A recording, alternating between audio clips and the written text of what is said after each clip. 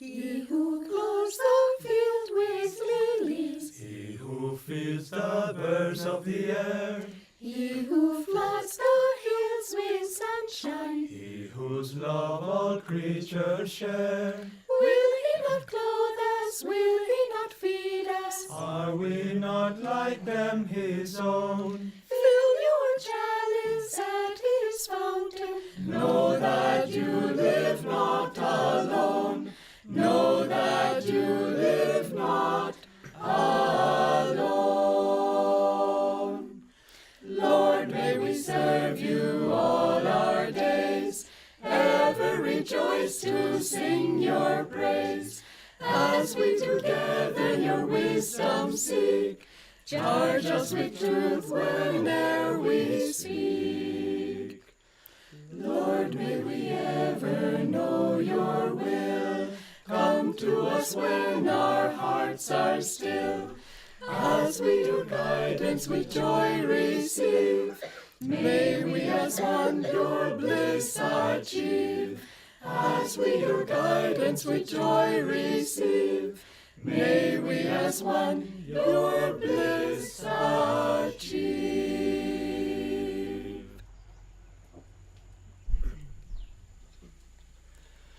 Lord Most High, our Heavenly Father, all our lives we dedicate to Thee.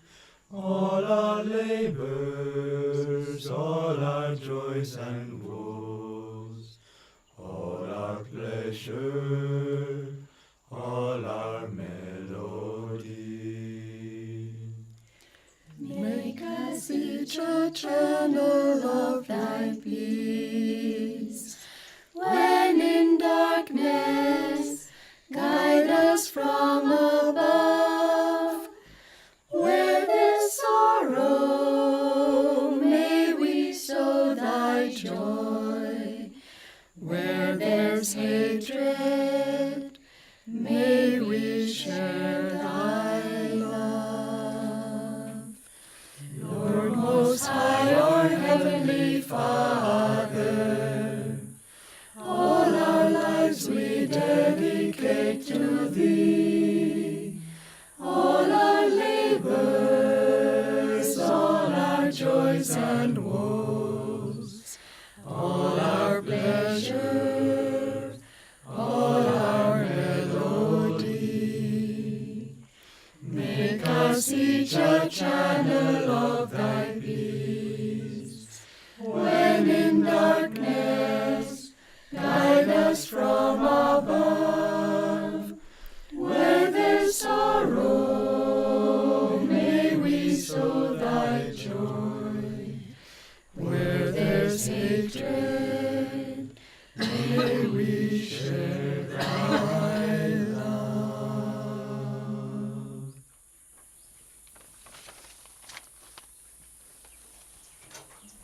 That was very beautiful. The choir has really improved. Coming up, as you would say, that especially that last song, we sang that continuously as we went through Assisi. It comes from a very well-known prayer called the Prayer of St. Francis, which is popularly known, certainly in the West. I don't know about India, and has for centuries been associated with St. Francis. But interestingly enough, a few years ago, there was an article in the magazine put out by the Vatican that said that the first finding of that prayer was not at the time of St. Francis. It was about 100 years before that, and the first time it was found was in the journal of William the Conqueror, who was master in a former lifetime. So there's a interweaving of these great souls together, and really we tend to think too much in terms of this personality or that personality, this saint or that saint. Really, it's all one. It's all Divine Mother that is incarnating in these different forms and helping guide us out of our delusion. Now, the part that we have to remember is that we are also incarnations of that same Divine Mother. There is no difference in essence between us and Yoganandaji, Saint Francis, the greatest saints, Krishna, greatest saints that ever lived. There's no difference in essence. We're all characters in the great dream of Divine Mother. It's just that they have awakened and become lucid dreamers, knowing that life is a dream. And being lucid dreamers, they're able to manipulate the dream if God tells them to do so.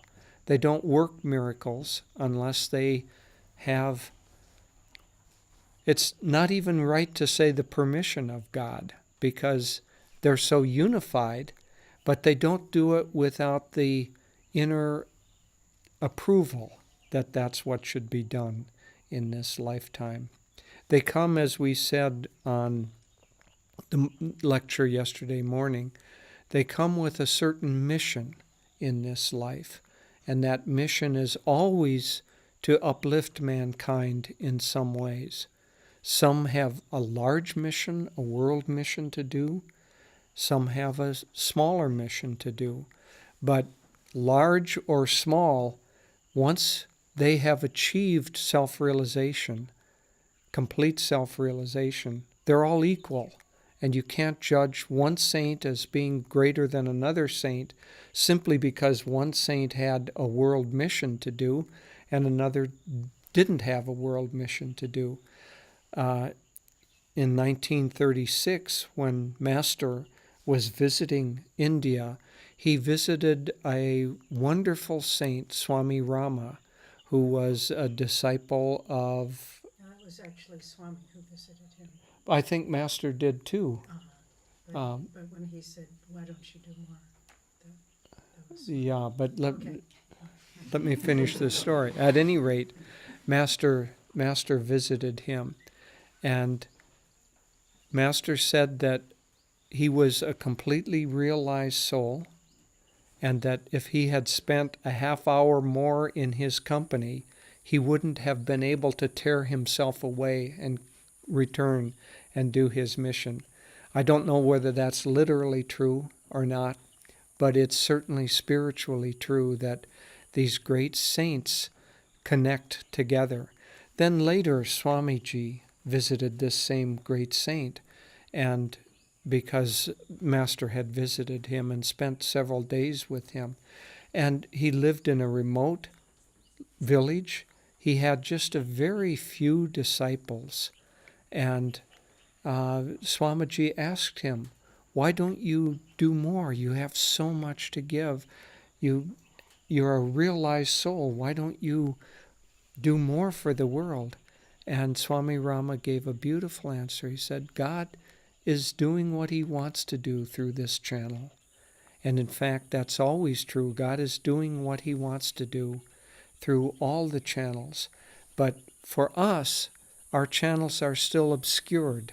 It's as if we're a pipe with a lot of material in it, so that the flow of water might start out. It could be a huge amount of water that was possible, but out of the other end just comes a trickle of light because of cross currents of thwarting ego desires, and it blocks that great flow of the divine. But this morning we want to talk particularly about the subject of communities, because yesterday we talked about the changing of the ages and how Master and this line of masters have come into the world with a world mission, and that we're all part of that. And in fact, there are many, many, many times that we meet people that feel very much like old friends, that we've known you before, and that I firmly believe that this group that is around Swamiji and around Master has been around for many, many series of incarnations. We've played different roles. We've played in different venues, in different countries, and different times.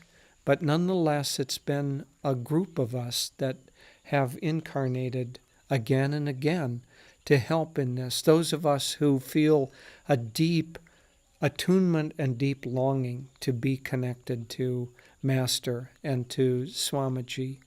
And that world mission is something that we all have a part to play. There was a beautiful line in the autobiography or the biography of Ramakrishna, where before he incarnated, he was in the astral world, and he said to a group of his close disciples, he said, "I'm going down. Who wants to come with me?" And of course, his great disciples volunteered to come with him. And at a certain point, they hadn't yet begun to arrive. And Ramakrishna he was so yearning for his disciples to come. He stood and just gave out a soul call, "Where are you? Where are you? Come to me, come to me." And that's when they started to arrive. Vivekananda and the other great souls began to arrive. And it's a beautiful story, but I don't think that it's unique. I think that all these great masters who have world missions to do, they call to them the souls that have long worked to attune themselves to that mission. And we're all part of that, especially those of us who want very much to dedicate our lives to this work. And there are many, many here. It doesn't really matter too much, the roles that we play in this life, or whether we come early into the mission or later on. Swamiji, after all, didn't come to Master until there were only 3.5 years left of Master's life. And so you could say that, well, here he was just a newcomer. What does he know? And in fact, that was said of him by other older disciples. But some people are called later in a great soul's life to come, because in order to carry on, there need to be younger bodies, because those younger bodies have to carry the work into the future and future generations. One of the things that's very, very gratifying is to see how many very deeply dedicated young, I won't say young souls, I will say old souls in young bodies, are now appearing in Master's work and Ananda's work to carry this on. But there is a particular aspect of Master's work that he came to bring, and Swamiji was especially attuned to this, and that's communities. Master said many times in the latter part of his life, and especially once Swami had come, Master talked again and again and again about the importance of communities. And in nearly every lecture that he gave, he would break off whatever the topic was and talk about communities. And Swamiji was particularly attuned to this long before he met Master. Even when he was just a teenager, when he was 15 years old, he had the thought of why do we have to live this way? It was a time when World War II was just coming up, all of the tensions in the world. And he thought, why do we have to live this way? Why so much tension? Why so much misunderstanding? Why so much conflict that's going to erupt into violence? Why can't we live together as friends in small groups where we can support each other? And he had this, well, who know Swamiji know how much enthusiasm he had for all of his ideas. And so he was very enthusiastic. And many of his friends said, "Oh, what a great idea, let's do it. until I found out that Swami really wanted to do it. And then they didn't want to be that crazy. It was fine as long as it was just in a thought form, but not reality. But Swamiji had that strong consciousness that this was an ideal way to live. And so he was, one might say, the chosen channel through which communities came into existence.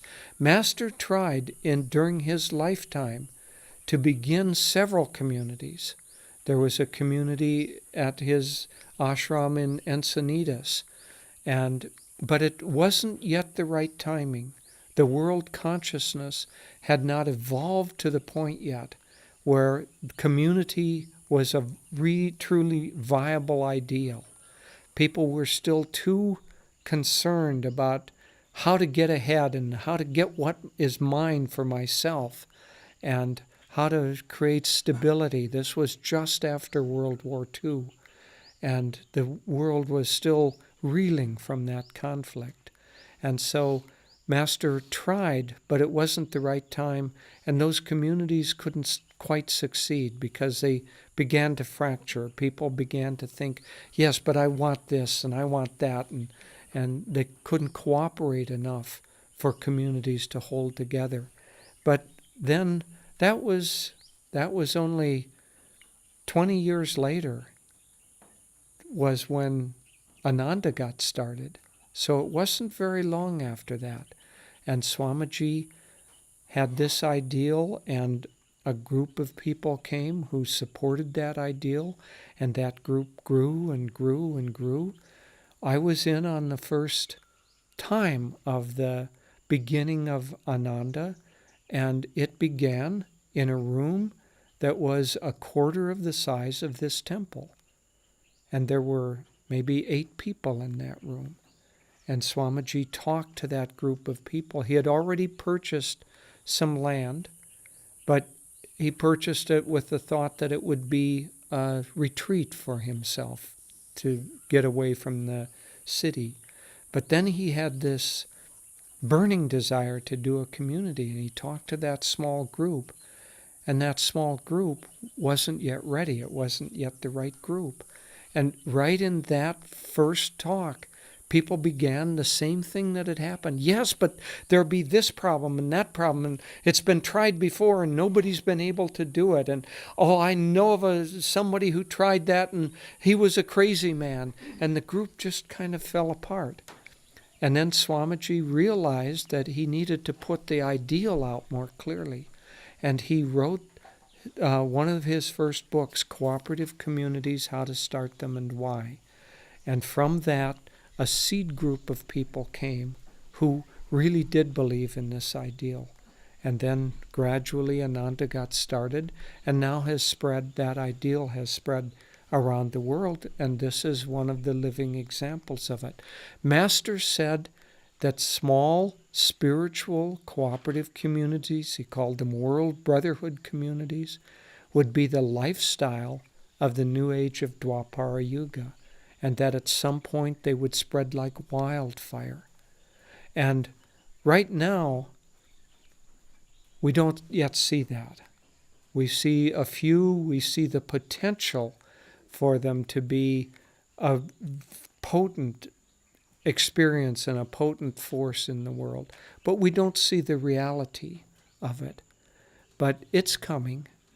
When Master was with his first disciple in America, Dr. Lewis, at this time, Master was living in a little rented room in something in America, I don't know if you have anything here, called a YMCA. And it's kind of a group, and they have it's like a youth hostel almost. And Master was living there, and he was with Dr. Lewis, and he said, I tell you, Doctor, it's going to be big. Someday it's going to be big. And Dr. Lewis looked around at this little room and thought, well, So, echoing that, the community movement, it's going to be big. I tell you, one day it's going to be big. There are going to be thousands of communities around the world. And in each area, they're going to have to take on the particular tonation, the particular structure that allows them to exist in that culture. The communities in India are going to be different than the communities in America, in part because in America there's much less of a concentrated family structure, and virtually everybody that came to Ananda left their families at the time that they went to college and went off, and there wasn't an expectation that that family unit would hold together, stay together. There's still connection, but more distant, not as tight. And so we could start the community with a lot of young people, and our parents, Devi touched on this yesterday, but our parents thought we were slightly crazy, but nonetheless they let us free to do what we wanted to do. Here in India, we aren't going to be able to do that same thing because there's a tighter family structure, and we're going to have to find ways that these communities work for the culture of India. But they will. We'll find those ways. We'll find the ways that they work everywhere. We now have communities throughout America. We have Europe. We have a community starting in Mexico. And we have meditation groups and centers all over the world now. And those will begin to spring up into communities. But the ideal of communities is not the form. Ananda is not a form, and it's not even community. It's the ideal underneath that. The ideal underneath that is partly what we were talking about yesterday, where there's a greater flow of energy, there's a greater flow of magnetism. And when there's a greater flow of magnetism, like-minded people will naturally be drawn together. And when like-minded people are drawn together and they want to pursue, seriously want to pursue a spiritual life, they begin to ask the question, isn't there a better way to do it than living in a city of 12 million people, driving through a smoggy street for an hour to get to work, working in an environment that's not very harmonious, then driving back and feeling isolated? And they begin to ask. And the first things are what are happening now, by and large, is that it isn't yet time to have many rural communities, especially here in India, because the economics won't quite work yet. So we're even struggling to make the economics work in this first community. But we'll solve that question. We'll find ways to do that. And when those ways are found, people are going to come to this community and they're going to see a life that is completely integrated. A life where people live among friends, people live among others who support them, where they live a healthy life, physically healthy, they have good food, they don't have the same difficulties of pollution and commuting and all of the difficulties. They have a work environment. We don't have it yet, but it will come. We've seen it at Ananda Village. They have a work environment where they don't have to work with people who are completely out of tune with their higher ideals, where they go into work and they have to work for a boss who wants to cheat his customers, who wants to cut corners, who wants to be a dharmic. And they feel, well, what can I do? If I don't go along with this, I'll lose my job. And so they have to compromise their ideals too. I know that you've experienced this to some extent. Everyone does. Because when we mix in an environment where people don't have high ideals, they express their ideals. And their ideals are greed and selfishness and getting rich and not caring about other people. So we want communities that don't have to deal with that kind of lower consciousness. And what will happen is that as these communities form, people will begin to come and they will see, oh my goodness, this isn't just a dream. This is something that actually works. This afternoon we're going in and we're going to show the movie Finding Happiness to a group of people who have been invited for a private screening of it. And as Devi said, we've shown that movie to people. And when they see that movie and see it's not just a dream, but there is a group of people that are actually living this way. They're actually living their life according to high ideals, and they're living to find happiness, and beyond that to find joy. People are awakened because the soul wants that. Every soul in this world ultimately wants that. Yes, some channels have only a tiny trickle of light that comes out the other end because it's all of that light is absorbed in greed and selfishness and conflict and arguing and whatever. But out of the beginning for every soul is the infinite light, the infinite source of power and joy and love that has created us. And every soul longs to have more of that expression.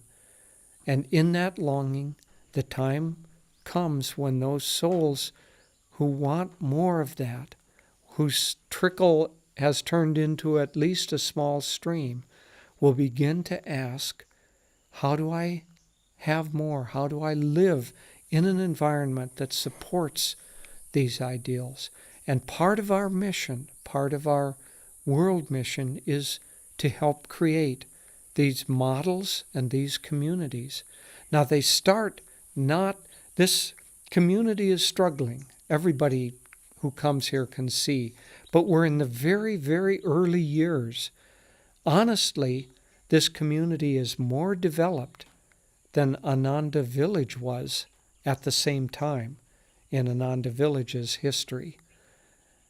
We were living in teepees in the first 2 or 3 years, and then we finally moved up to little caravans, and finally we began to build some houses, and then a forest fire took all that away, and we had to rebuild. That was 6 years into the community. This community isn't yet 6 years old, and I look around and I see marvelous, marvelous things.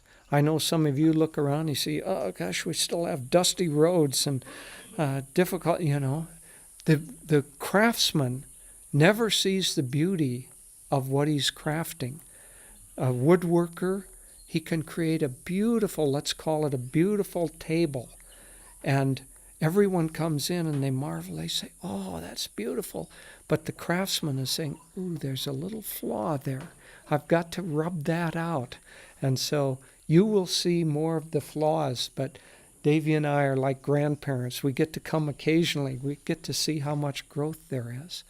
And so it's a beautiful, beautiful start to this community. But there are other forms that have to come up before there will be many communities in India. And those forms are what we're seeing already in Pune city, for instance, where we have a center, we have a group of people who are working together, who, if not full-time, at least have a large connection of time and sharing so that you have others of like mind that you can gather together with and reinforce your high ideals, reinforce the desire to meditate, reinforce the desire for proper attitudes, that not that somebody is telling you you have to do this, but that your own soul is longing. Honesty and kindness and uplifted thoughts and gentle natures. You come together and you reinforce that.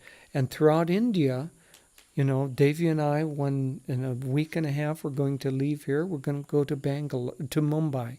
Same thing in Mumbai.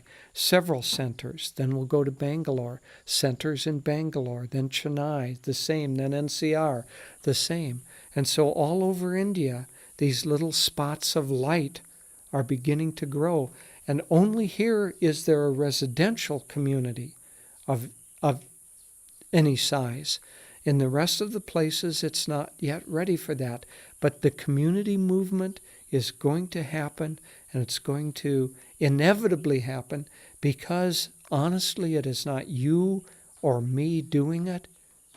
It's God that's doing it. And God wants this to happen because this is the right time in humanity's history for it to happen. Master isn't creating these communities. He didn't think up the idea of, oh, wouldn't it be a smart thing? He is a channel for God, and it's God who is going to do this. And we have the great joy and the great privilege of being able to be a part of that wonderful divine adventure. It's fun for us, and it's helpful for the world. I will just speak rather more briefly today because we really want you to ask questions, because that's when you ask questions. So even while I'm speaking, be thinking about things you'd like to ask. And it doesn't have to be about anything we've talked about. It could be about Swamiji. It could be about whatever you would like. As we've been sharing, we just, on our way to India, we were in our community outside of Assisi, Italy. And it really, being on pilgrimage is a very wonderful thing. I know many of you have taken part, I assume, in some of the pilgrimage led by Ananda. But we've visited the Assisi community many times over the years and gone into the town and the areas around Assisi. But if you just go as a tourist and you see the nice shops and you see the nice restaurants, you have a certain experience. But when you go on pilgrimage, so in other words, what does that mean? When your conscious desire is to feel God's presence wherever you go, the universe responds in very beautiful ways. And when we would walk through Assisi during this visit and go to the little shrines and temples there, it was a very different experience than when just going as a tourist. We would we would feel blessings. We would feel God's presence in a way that you don't ordinarily do. And there was a very beautiful moment where we were in one of the very sacred temples there, where Saint Clare, who was the Saint Francis's first woman disciple, where her body resides, and where it's a very sacred place. And we came out and we'd been praying, and there was, right outside of the temple, an angel. Not a vision, but there was a woman who was dressed up as a beautiful angel. And then we looked more closely, and it was someone we knew. And it was a woman that had had a very critical illness, terminal illness, young woman. And Swamiji had prayed for her, and she was cured. And what she does on certain times of the week, she dresses up like a beautiful angel with a white gown and big feathered wings and a halo. And she sits in front of this church, this shrine, and she is like a channel. She has these beautiful little cards, and people come up to her, and she meditates for a moment and writes a message from God to them and gives it. It's just a sweet way of blessing people. But it was so interesting because we had known her, and then we came out, and I don't know if I would have recognized her because I just saw the angel. But then one of our friends, Kirtani, who was recently here, she said, "That's Anna Maria." And we said, "Oh, yes." And it was a reminder that we only see the outward most of the time. We see the restaurants and shops in Assisi, or we see people only, oh, I remember her, yes, she was a friend of mine. But to really see the divine in everything. And when we say, oh, that's our friend and she's an angel now. And it was very, very touching.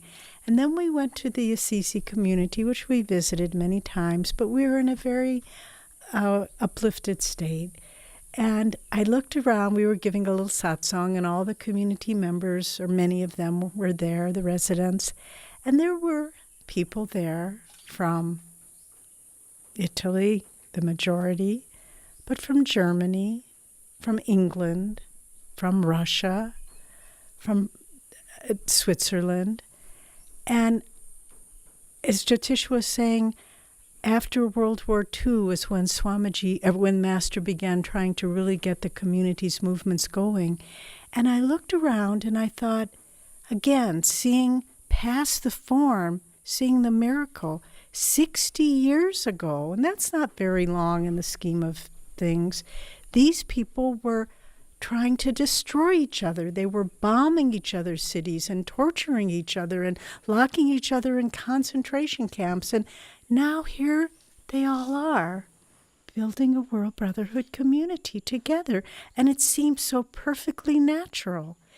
And so we need, as Jyotish was saying, we need to understand this is God's will, these communities. And when did the Autobiography of a Yogi come out? Master finished writing it 1946, right at the end of that war that was where the world saw a kind of hatred and demonic force that brought the world to the brink of destruction as far as a planet of where humanity could thrive. And Master was, at that time, he was writing Autobiography of a Yogi to put his vibrations, as he told Swamiji when they first met. I put my vibrations into that book. And when we use the autobiography as our reference point, there are two very significant, the book is filled with teachings and expansive concepts and higher consciousness. But for our discussion today, there are two very important moments in that story, in autobiography. And the one is where, from our line of gurus, Babaji in the Himalayas calls Lahiri Mahashaya to the Himalayas to initiate him into Kriya Yoga. And again, the amazing drama of God's Leela. Lahiri was an accountant in the British bureaucracy in India, an avatar, and yet that was the role he was playing till that point in time. And then Babaji called him, and he called him to he had a job transfer to the Himalayas. You know the story. But he touched him at a certain point. Lahiri remembered his past incarnations. He remembered his life of solitary yogic contemplation in the Himalayas, and he awakened to his full realization, self-realization. And then after a week in ecstatic union, what does Babaji tell him? It's time to go back to the world. You can imagine what that must have been like for him. But this is a pivotal point in the mission of the Masters that we were talking about yesterday, because this new mission of our Masters is not to withdraw from the world, but it's to create a model of how to live in the world with higher consciousness. We all know how to live in the world. We have some idea of how to live with higher consciousness, but how to bring them together. That was that point in time. And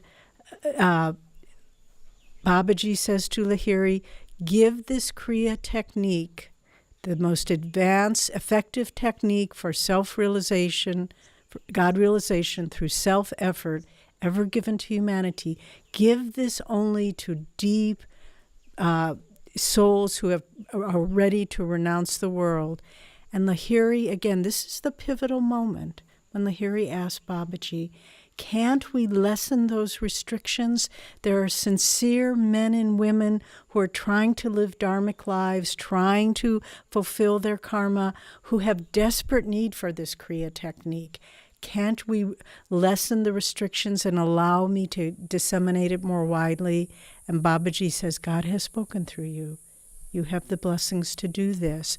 Then Lahiri returned eventually to Benares, had his little, very small little ashram there, but it's as it says in Autobiography, it was like bees coming to the nectar, and groups of people would come. He would disseminate Kriya Yoga. He would give it to people of all castes. He would give it to people of different religions, men and women. There were no barriers if he saw they were sincere. And now here we are today in a Ananda Kriya Yoga ashram. And these threads have come together. The second significant feature of Autobiography is where he talks about in his mission statement, to create throughout the world tiny world brotherhood colonies based on plain living and high thinking. And so these two threads of the vision of communities which are based on simplicity, not material acquisition, but high thinking, drawing God's consciousness into our life, and then the practice of this high yogic technique of Kriya Yoga. And to tie all these threads together, here we are, as Jyotish was speaking of yesterday, in Dwapara Yuga, according to our teachings, Sri Yukteswar particularly. For those of you who have a keen mind, you can read The Holy Science by Sri Yukteswar, where he talks about the whole cycle of the yugas, or the wonderful book written by Vyasa, Steinmetz, and Purushottama about the yugas. It'll give you a very broad understanding. But in this age of Dwapara Yuga, as we've explained, it's an age of energy. It's an age where the forms of religion, the divisions of people are breaking down. So Kriya Yoga is the technique for directly working with the higher flow of energy. It's really, we can't encourage you enough to pursue meditation, dedicate yourself to it, and receive Kriya Yoga initiation, because it will awaken you to the flow of higher energy. It isn't just, oh, I wish I was a good person. I wish I was nicer to my family. I wish I wasn't so interested in money. It bypasses all of that. It enables you to raise the energy up, to change the vibration, to change the alignment of the inner energy within us. And then Kriya Yoga in action. What does it look like? What does it look like to raise a family as a Kriya Yogi? What does it look like to work in a job as a Kriya Yogi? What does it look like to build a garden? What does it look like to serve guests and cook food and all the different aspects? People need to see examples. So it's interesting because we say this is an age of energy, not form. But at the same time, we are in this world and we have to see examples of what it looks like. Because if it's just, oh yeah, he lives in that cave and he does Kriya Yoga, how does that help us? But if we come and we see someone working in the kitchen, in the hot, steamy room, and standing on their feet, and with this joyful, blissful smile, we say, that's what it looks like. Wow, I could do that. And, when we were creating this movie, now called Finding Happiness, we didn't know what to call it. We just, the Ananda mission, it had many different titles. But then the man who directed it, and I think it took someone from the outside to look at it. He said, no, we call it Finding Happiness, because that everyone can relate to. And so the practice of Kriya Yoga, it brings us to that point where remember when we were talking about Patanjali yesterday, the yoga is the neutralization of the vortices, the primordial feeling, the vortices of energy, the likes and dislikes. So Kriya Yoga in action shows how we can work in the world with an upward rising consciousness that is not affected by, oh, this went wrong, and oh my God, the water tank that we just put all this effort in, it washed away. And you look at it and you say, yes, we can do all this. And there is a sense of calmness and centeredness and joy. And this is Kriya Yoga in action. And that's why these communities are so important today, because we need the combination of high-mindedness, simple living, and then energy into the world that is not self-motivated. You know, we were talking with someone yesterday, and she said, oh, you people from Ananda, you travel so much, and how do you do all that? Well, you know, it's really an amazing thing, meaning just the cost of it and the expense, not our level of tiredness or anything. You know, it's when you put your life in God's hands, miracles happen, and He takes care of you. And we have lived our whole adult life at Ananda. We both came when we were 22 years old. We just gave our lives to God. We didn't think about where the money was coming from. And there were times where we had but a few dollars to our name, literally. And yet we just knew that God would take care of us. And then we just find ourselves supported in that wave. So this is also the example of World Brotherhood communities, Kriya Yoga in action, living your faith in God. It's not enough to say, well, I love God, but I better have a big bank account because He may not be watching at a certain point in time. You say, I love God, and that's that. And I give my life to God, and He will take care of me. And is that presumptuous on our part?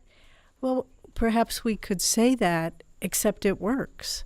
Except we have examples of people who have and Jyotish and I married, we had one son, we raised him, educated him, and all through the grace of God. It wasn't that any of us said, well, we don't have to deal with these problems. And Swamiji was always giving us the example of how to be practical, how to give examples that these teachings work. They're not just theory. And that's what these communities are about, to be living examples of the joy and sometimes the sorrow. When, people come, you make dear friends.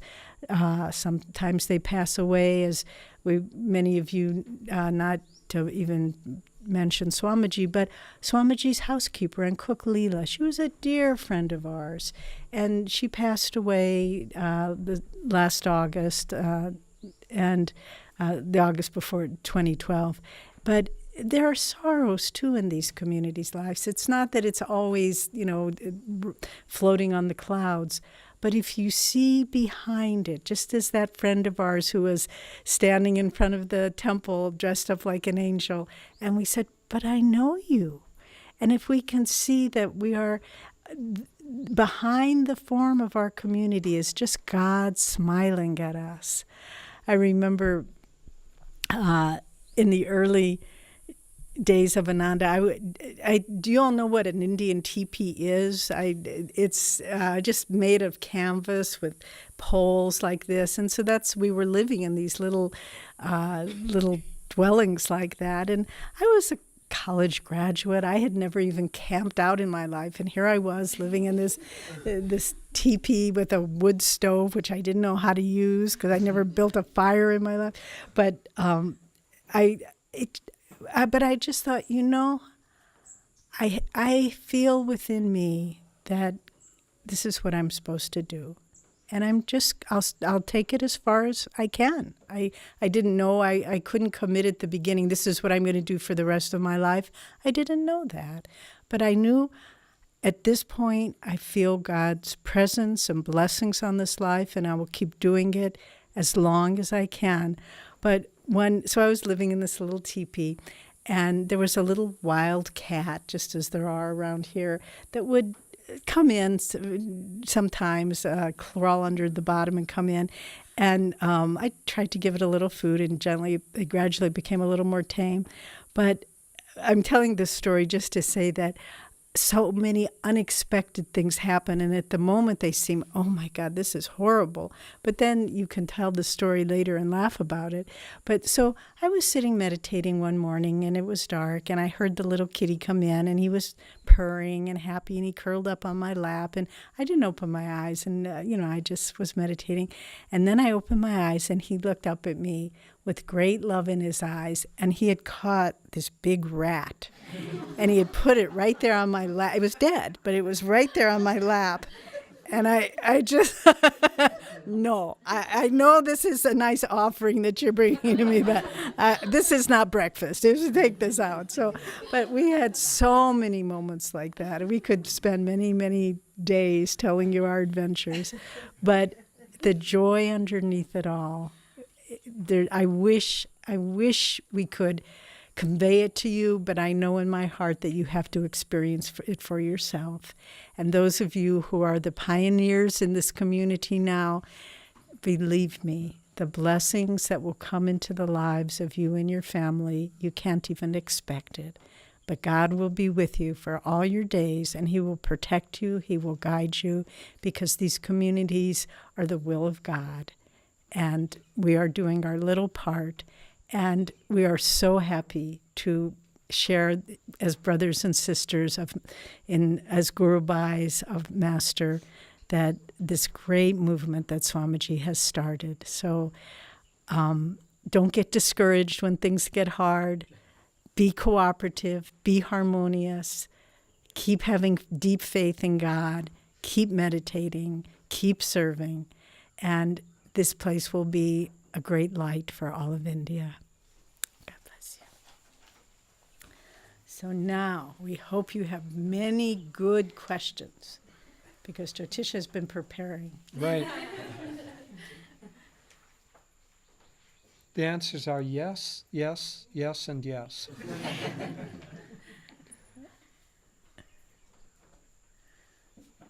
Jyotish, I have a question. Often I was reading the book Education for Life of it. We have a small group of us, we get together. And there Swami mentions that one of the troubles of this time is that anyone who is high-minded, people try to pull them down or look down upon them. And sometimes it could be even our parents. They're like, why are you thinking like this? And I see that often, in India, that's where I've never traveled much apart from Italy, that people are very well-meaning, but how can we encourage them more to do what they want to do? Let's say coming and serving in a community, I find that one of the most wonderful ways to expand one's consciousness.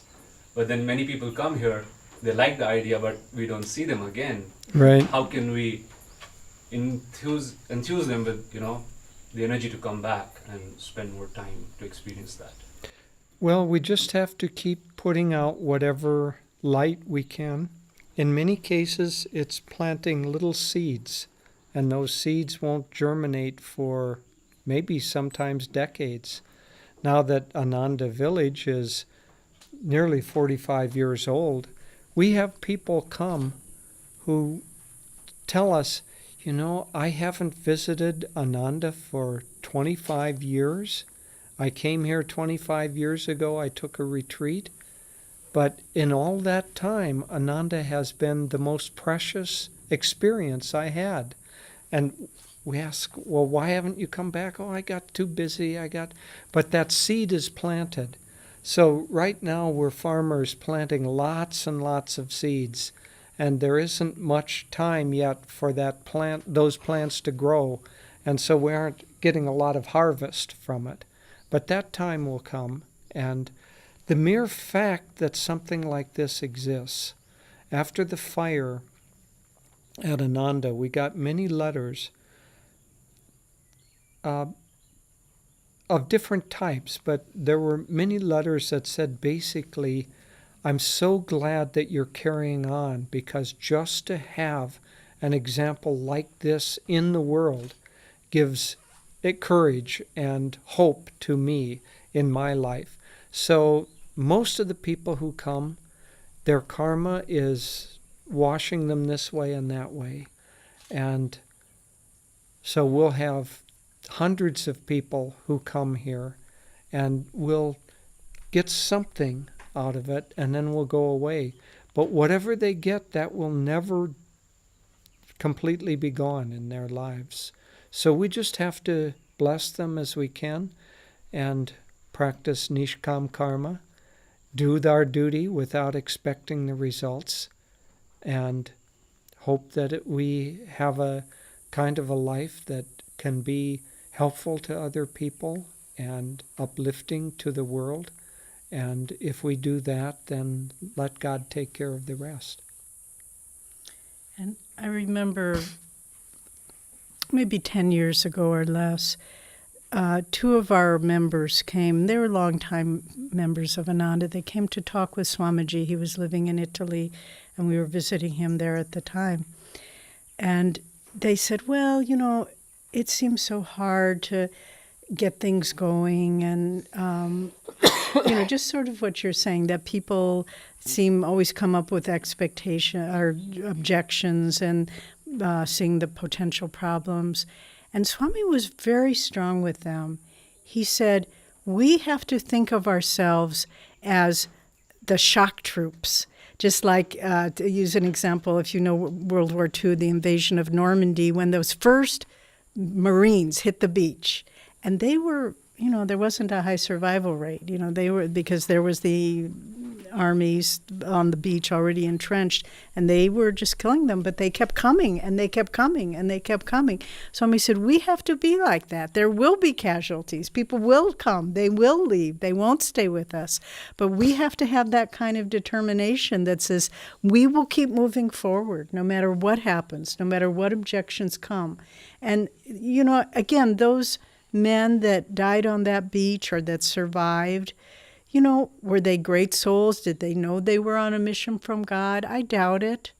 But they gave us courage in the face of incredible opposition. Or in India, those tremendously moving stories of the Gandhi practicing nonviolence, and just his troops standing there being beaten down, and the women carrying them away, the beaten advocates of nonviolence, and then the next lines moving forward. And so it's not easy, and we have to be courageous. This is a war. Maybe not so obvious, but it's a war of light and darkness, of good and evil, of materialism and spirituality. And we have to be willing to put our lives on the line, so to speak. I don't think anyone's going to come and kill us or beat us, but they'll criticize us, they'll put obstacles in our way, they'll cheat us, they'll treat us dishonestly, all these things. But we have to just keep moving forward and united.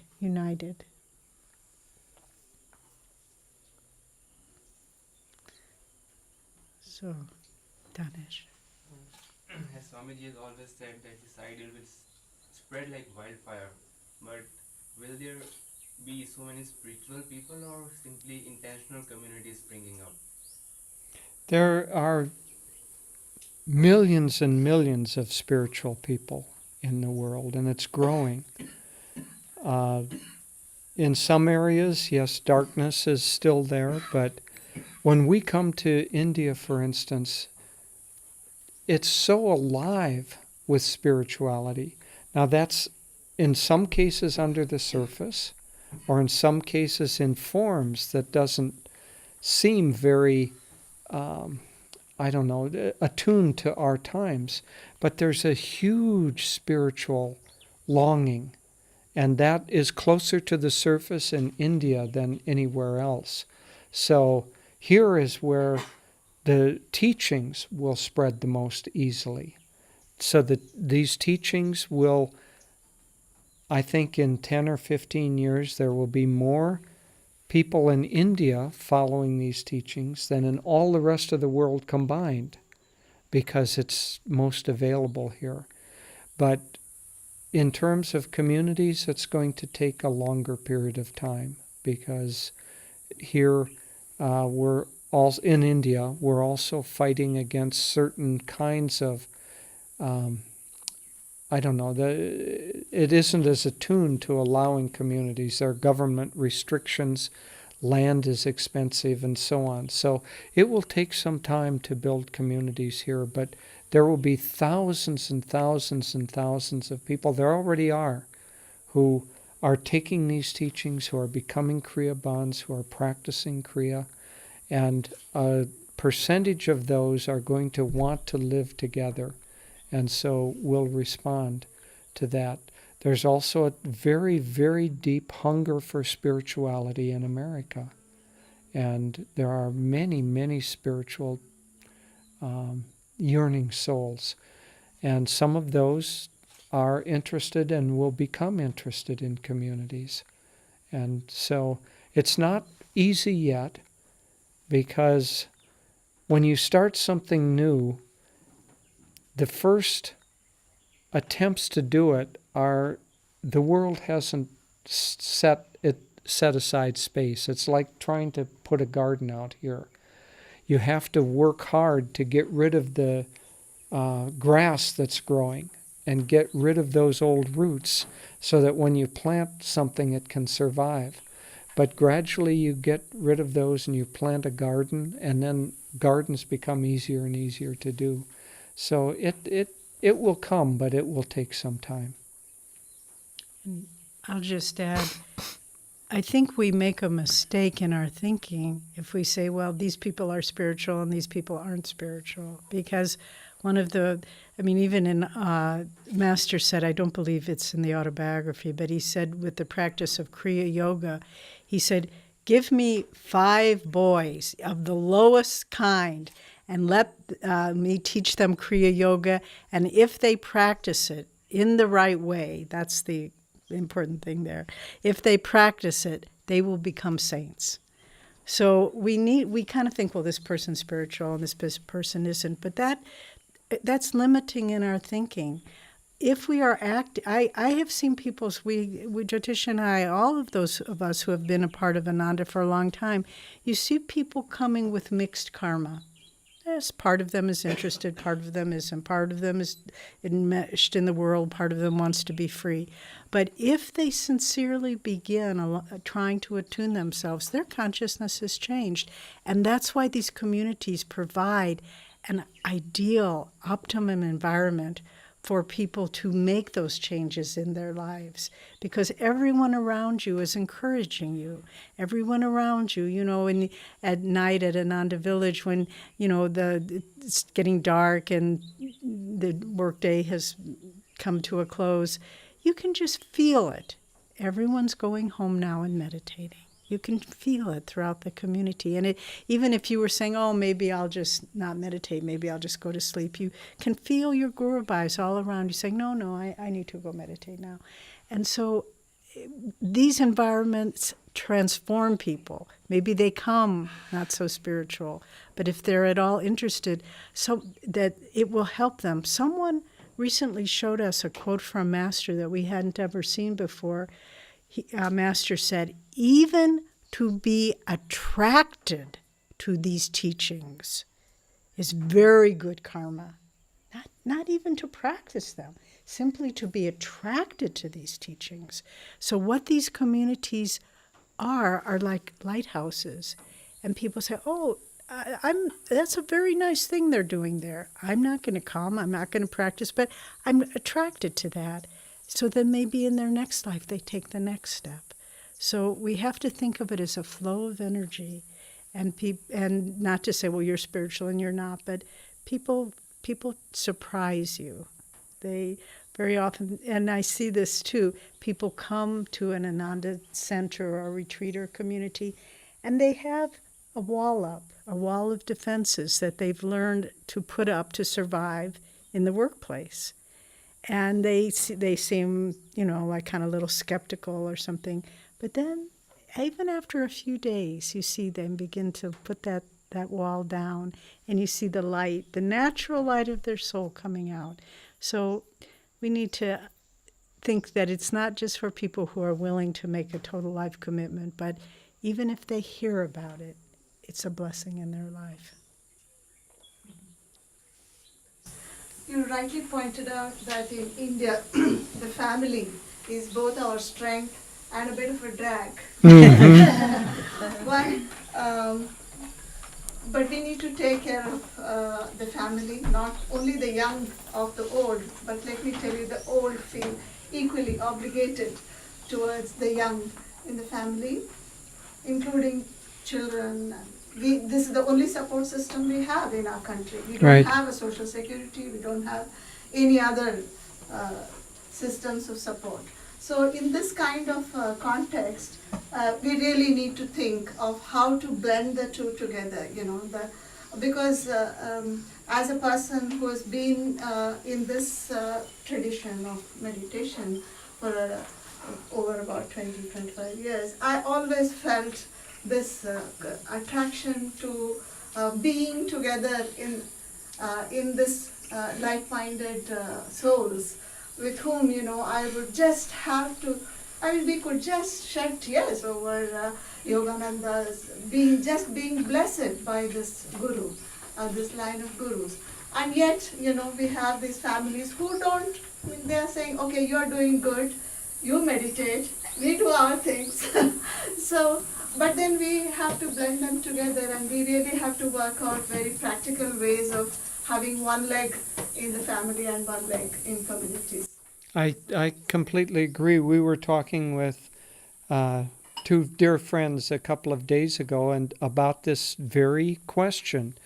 And I think here in India we're going to, because the question came up, if we do a community and people's families also come to that community, maybe we end up with a community where only 20% of the people are on the spiritual path or this spiritual path. How will that go? And we just have to experiment, because we can't ignore that reality and have the community succeed. And so we're going to have to find a way to work with it. And it's God will help us find those solutions if we keep reaching toward them. But if we get too rigid and we say it has to be my way, I've already thought it all out, and India has to change completely in order to have these communities, it just isn't going to happen. So we're going to have to experiment, and I think that we will find some ways to succeed, and we will, in some experiences and experiments, you always find failures.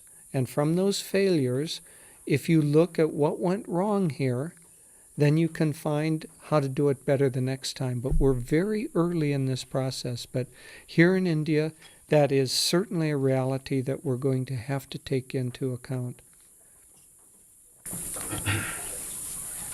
With reference to what you said before, this question about, this person being spiritual, that person not being spiritual, there was something that what you all said yesterday, that this question that arises, I don't know what the question really is, but you said either Master or Swamiji held this child in his arms and he nearly dropped it because he knew he was a murderer in the previous lifetime. Mm-hmm. Now, why would he drop it, even if he was a murderer in the, or why would he judge a new entry into the world, even if he was a murderer in the previous lifetime?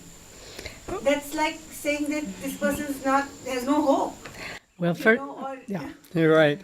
First of all, you're assuming that he judged. He just said, I almost dropped it, but he didn't drop it. The fact that he wanted to drop. Well, but he but what he's saying is, I could perceive. The point I think more important to dwell on is that he could see the tendencies of that. But that soul was obviously, even though a murderer, had been born into a home of devotees. So, but the important thing to realize is, and I've seen Swamiji, because, we weren't with Master, we were with Swamiji, and we saw how he would accept and work with people with no matter what they did, just with patience beyond what you think was sustainable, but just to try to help them. And so there isn't judgment. I mean, even, this is a little odd example, but the Master said it, that Judas, who betrayed Christ, was born in our time as one of the disciples of Ramakrishna.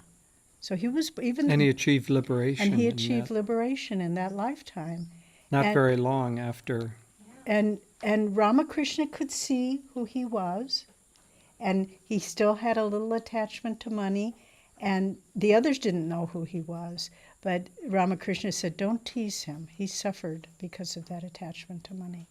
So did he say, oh no, nothing ever happened bad? He saw it was one of the great betrayals of history, but he helped him find liberation in that lifetime. So there's not judgment, but there's recognition of patterns. That's how the Guru saves us, after all. He looks and says, the winding road that leads to freedom is different for each one of us. And if they just ignored our past mistakes, we would never learn our lessons. So they give us the lessons we need in accordance with our past mistakes, but to find freedom, not with judgment, but with love. Yeah. Also, we have to be careful when we interpret a story. We can't always interpret with our first reaction, because what's, I think, is the deeper lesson there is what Master was saying, is that you can't always tell what's inside by what you see outside. And so by saying I almost dropped it, it's a way of dramatizing the fact that this was a murderer in the past lifetime. So if you emphasize the almost dropped it and react, oh, he doesn't have compassion. No, he had enormous compassion. But he was emphasizing that when you look at the world, there are interior things that go on that you can't always tell easily. And so, but for us, what is the lesson in that story? I think the greater lesson is that murder, as Devi was saying, that murderer, that was just an act that took place. Every soul is innately a part of God. That murderer is just as much a part of God as Master, who was holding it and said, I almost dropped it. So the soul, but through actions and through consciousness, that innate divinity becomes obscured. And it may look innocent on the outside, but the innate divinity has been obscured by past actions and past thoughts. And that's true for all of us. So Master could hold the hand of any one of us and say, oh, I almost dropped Jyotish. 2 lifetimes ago, he was a robber. I don't know whether I really was. I doubt that. But, but all of us, as Sri Yukteswar said, the lives of every saint is stained by the sins of the past. That's true of all of us. Sin isn't anything except ignorance. Murder is just ignorance. It's just that soul in that form thought that its happiness would be derived by killing someone. And it's the same, the soul is reaching up toward the light. It's like a plant reaching toward the sun. But Master might pick up a cactus and say, oh, I almost dropped it. It has a lot of thorns on it. And so it's complex, but the reality is that every soul is reaching up toward the light, and we need, for us, to treat every soul with a sense of respect and reverence, no matter what their behavior. One of the great mistakes that people make is that when someone behaves badly, they don't say, that person did something wrong. They say, that person is a bad person, and they redefine the person as being bad. Don't do that. Just say that person behaved ignorantly, and let me give them love. Very seldom do people change by being hurt more than what they're already hurting themselves. So when someone behaves badly, give them love, give them energy. As Master said, shoot them with the buckshot of your smiles. Once when our son was very mischievous when he was little, and once he had done something naughty. I can't remember what it was at the time. And we had to discipline him. And so he was, I mean, we didn't hit him or anything, but we just were, you know. But he was sensitive, and he was still a little crying. And then Swamiji, we went over to visit Swamiji, and our little son was, I don't know, maybe 4 years old, 5 years old. And he went up to Swami and he said, "Swami, do you like bad people?" And Swami said, "I like the people. I don't always like the bad things they do." And so that says it all in a nutshell. One time our son came to Devi and he said, what did he say? Well, I did something. No, we always could tell when he was lying because he had a certain look on his face. So he looked at me that's right. and he said, "Mommy, I didn't do nothing." And I looked at him and I said, "Where didn't you do nothing?"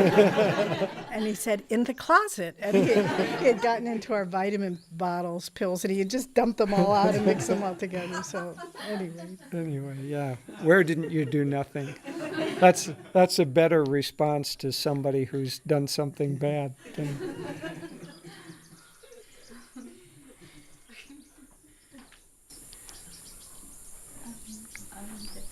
I wanted to ask something that actually might be pretty individual, but in the equation of 25% our effort and 25% the rest of the guru.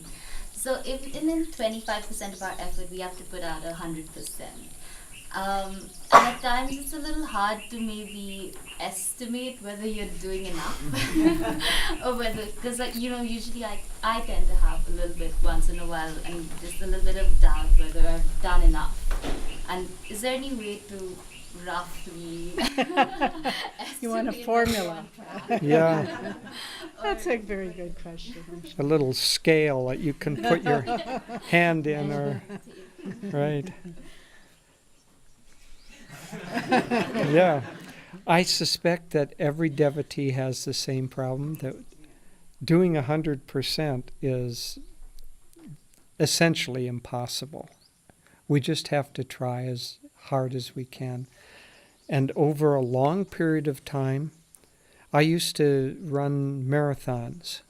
And when you're running a marathon, which is 26 miles, you can't run as fast as you can.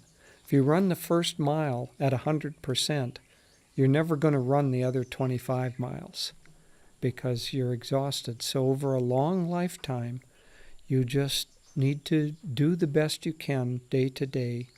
And I would say this, there will always be in your own conscience some sort of a regulator, some scale that you're looking for.